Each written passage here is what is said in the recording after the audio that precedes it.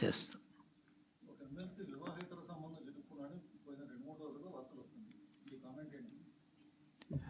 దుర్మార్గం కదా.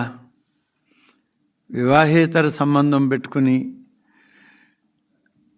తాళికట్టిన భార్య పిల్లలు వాళ్ళని అనాథలను చేసి ఆ సంబంధం పెట్టుకున్న వాళ్ళు వీధికి ఎక్కి వీళ్ళు అందరూ ఇవాళ రోడ్డు మీదకి వచ్చాక అసలు ఆ శాసన మండలి సభ్యుడు ఒక్కసారి ఆలోచించుకోవాలి తనే. రేపు ఏ విధంగా శాసన మండలి సమావేశాలకు వస్తాం? శాసన మండలి అనేది ఈ రాష్ట్ర విధాన పరిషత్తులో అది ఒక భాగం, అత్యున్నతమైనటువంటి సభ. ఆ సభలో ఇవాళ అందరూ ఏమంటారంటే అది పెద్దల సభ. ఎక్కడైనా చిన్న చిన్న పొరపాట్లు శాసనసభలో సభ్యులుగా ఉన్న మాలాంటి వాళ్ళం తప్పు చేస్తే మమ్మల్ని సరిదిద్దగలిగిన సభ పెద్దల సభ ఉంది, వాళ్ళు మమ్మల్ని సరిచేస్తారనేటువంటి ఒక విశ్వాసం నమ్మకం ఉంటుంది. కానీ దురదృష్టం ఏంటంటే పెద్దల సభలో ఉన్నటువంటి వాళ్ళే ఇవాళ ఈ అఘాయిత్యాలకి పాల్పడుతూ ఉన్నారు. ఇది వాళ్ళ వ్యక్తిగతమే అయినా సిగ్గుపడాలి. రేపు అంతటి పెద్దల సభలోకి మీరు ఏ విధంగా రాదలుచుకున్నారు చెప్పండి? ఏమొచ్చి ఏమి చెప్తారాడ? నువ్వు అక్కడ నువ్వు అనడం తప్పు, కానీ వారు ఏ విధంగా ఆ సభకు వచ్చి చట్టాలను తయారు చేయడంలో, లేదు ప్రభుత్వానికి సూచనలు ఇచ్చి ఆ సూచనలను అమలు చేయండి అని అడగడంలో ఏ విధంగా ఆయన ఆ మండలిలో ఆయన మాట్లాడతారు, ప్రభుత్వానికి ఏ విధంగా సహకరిస్తారు? కనీసం వాళ్ళ పార్టీకైనా ఏమైనా సమాధానం చెప్పుకునే పరిస్థితి ఉందా? ఆయన నన్ను దగ్గర తీశారని చెప్పినామి కారు యాక్సిడెంట్ చేసింది, అదేమంటే నాకు ఆత్మహత్యకి అనుమతులు ఇవ్వండి అంటారు. ఇక్కడేమో వేరే వాళ్ళతో చేరారు అంటారు. కాబట్టి నేనేం అడుగుతున్నానంటే వీళ్ళు ఇటువంటి వ్యక్తులు శాసన మండలి సభ్యులుగా పెద్దల సభలో ఉండడానికి అనర్హులు. ఇప్పటికైనా మించిపోయింది లేదు.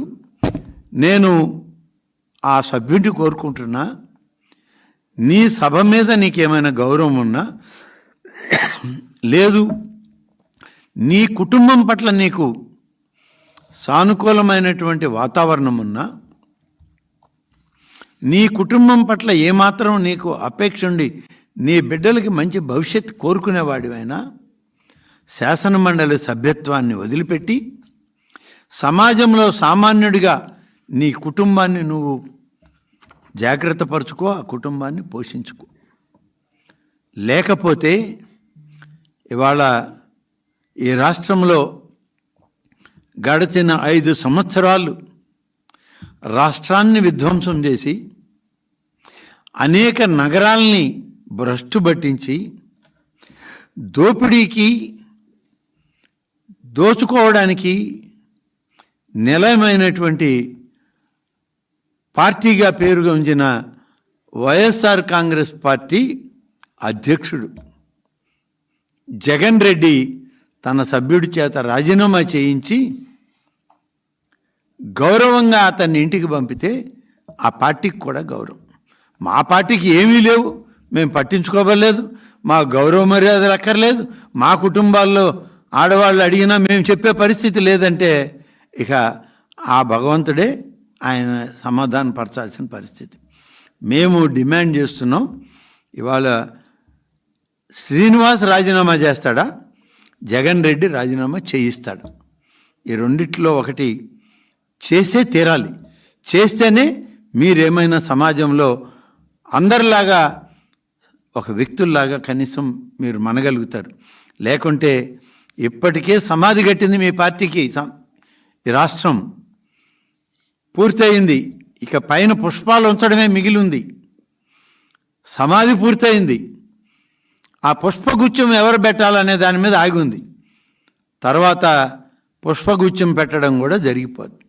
దయచేసి ఇప్పటికైనా మీ యొక్క సభ్యుడిని రాజీనామా చేయించి మళ్ళీ సభకే వస్తావో, లేకుంటే నీ పార్టీ కార్యక్రమంలో పాల్గొనడానికి తాడేపల్లికి వస్తావో జగన్ రెడ్డి తెలుసుకోవాలి. ఇది మా డిమాండ్.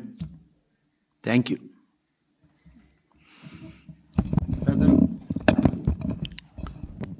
ఓన్లీ 2 minutes అండి. I don't take much of your time.